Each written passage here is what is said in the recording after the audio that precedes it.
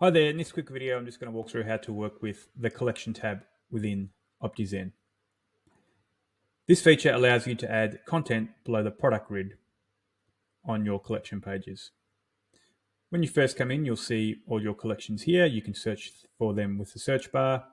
You can refresh with this button here. If you don't see all your collections, you can click sync and that will sync your collections. So let's go down now and open up a collection. This is just an example test store. We'll click on the pencil icon. We'll let it open up. And you can see it opens up our editor. So the editor has all the features of a standard editor. You have your header tags, your paragraphs, font features, etc., links. You can even use an HTML editor if you wish. Here is where you can add your content, which will go below the product grid, and you can adjust the layout any way you like.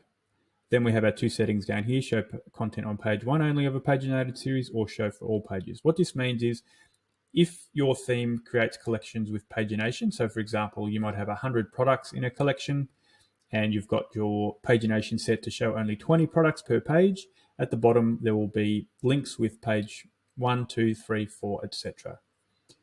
By setting it to show content on page one only, that will mean that the content only shows on the first page of the paginated series. So we're not duplicating that content across all the paginated series. If you have infinite scroll or some other setting, we recommend you just leave this setting as show content on page one. Then click save. Let it run for a number of seconds, depending on how large your collections are and how many collections you have. It may take a little bit longer.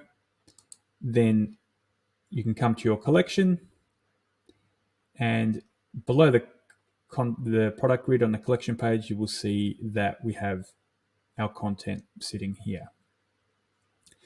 If for some reason the layout is not as you expect, generally as we add this content, it will respect your fonts and respect your layout. If, for example, for some reason it doesn't, just send us a support ticket and we'll help you out.